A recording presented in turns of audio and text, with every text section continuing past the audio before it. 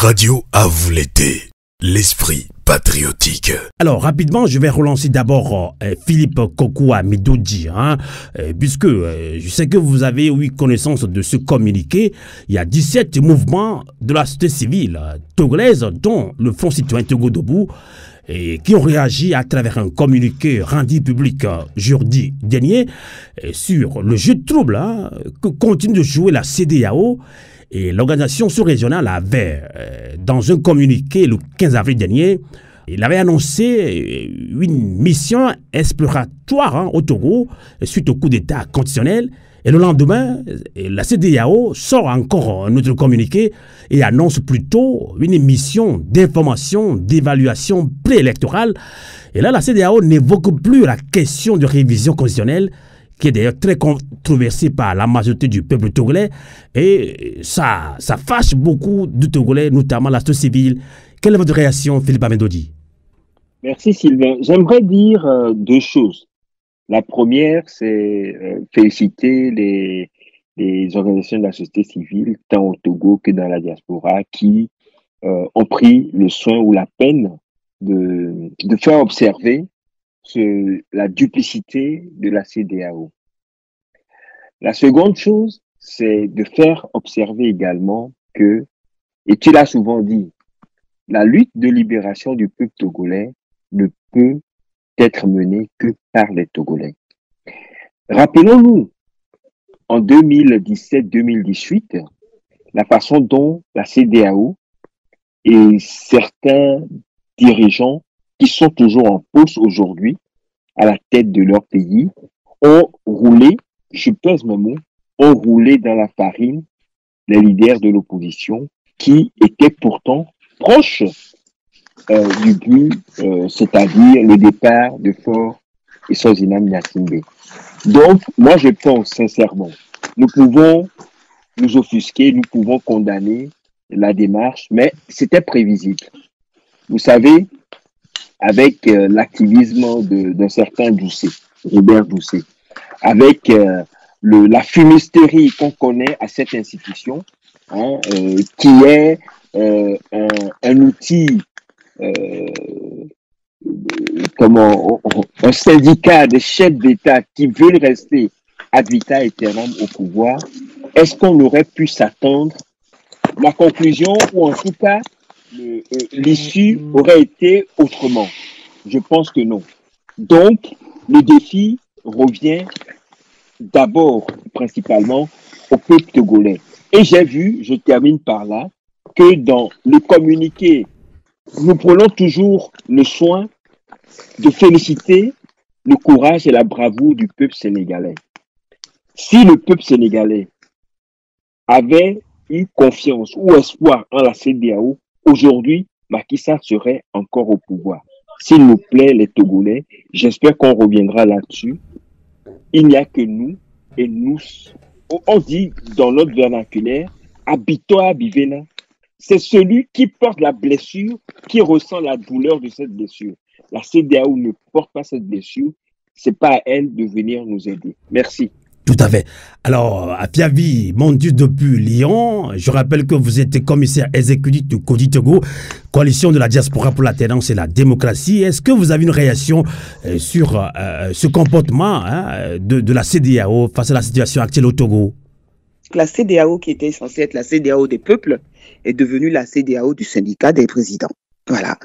Et donc, le souci du peuple togolais, bien, il ne repose que sur notre épaule, nos épaules à nous, et pas du tout sur les épaules de ces gens qui se cooptent entre eux, parce que selon le cas, ils valident le coup d'État, et selon le cas, ils ne le valident pas. Donc nous sommes en train de vivre un coup d'État constitutionnel qui n'a aucune raison d'exister, puisqu'il n'y a aucune assemblée qui est en droit de voter quoi que ce soit, mais elle vote. Et ensuite, on décide que c'est mieux pour nous, alors que la situation que nous avons quittée n'a jamais rien eu de bien. Pourquoi est-ce que ce serait mieux alors que ce n'est pas voté au suffrage universel? Si c'est mieux, laissons le peuple le dire. Et nous savons très bien que même les listes électorales n'étaient pas parfaites. Les découpages étaient tellement mal faits que c'était à se demander si le Togolais de Lomé n'était pas à 6 pour voter pour un Togolais qui n'était pas à Lomé, qui pouvait lui voter à 1 pour avoir le même nombre de députés que ceux du Sud. Voilà. Non, la CEDEAO ne ressemble à rien. Je pense même que ce serait très bien qu'un jour on s'en passe. Tout à fait. Cette CEDEAO est en deçà de toutes nos espérances, en deçà. En tout cas, c'est ce qu'ont dénoncé 17 mouvements de la société civile au Togo. Alors, Varus Osoué, vous êtes président par intérim de CTS, Communauté Togolaise en Suisse. Alors, vous avez suivi Philippe Amedodi et Afiavi Mondus, leur réaction. Déjà, l'organisation sous-régionale, la CEDEAO, avait, dans un communiqué le 15 avril dernier, annoncé une mission exploratoire au Togo suite au coup d'État constitutionnel. Et là, bizarrement, le lendemain, la même CEDEAO sort un autre communiqué et annonce plutôt une mission d'information et d'évaluation préélectorale. Et là, la CEDEAO n'évoque plus la question de révision constitutionnelle très controversée par la majorité du peuple togolais. Votre réaction, Varus Osoué? Ben écoute, ma réaction ne s'écartera pas de celle de mes prédécesseurs. Dans la mesure où on connaît bien la CEDEAO.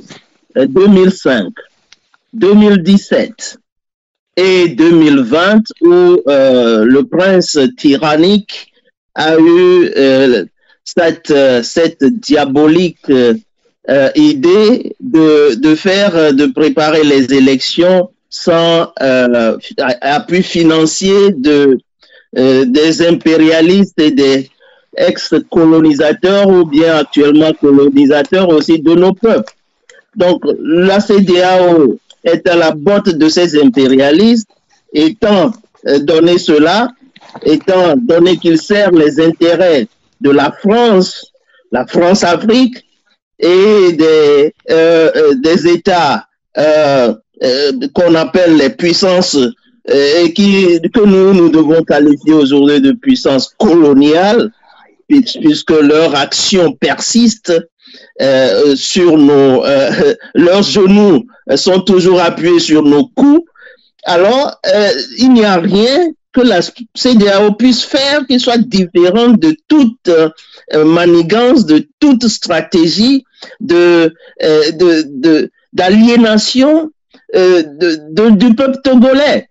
Si l'on voit, on voit la réaction des pays du Sahel, l'AES aujourd'hui qui s'est dégagée de jour de cette institution qui suit des dictates de l'étranger. Bon, nous devons dire aussi que donc c'était, et puis ces gens-là, que c'était tromperie encore. On est dans la voie de tromper encore, de flouer encore les Togolais.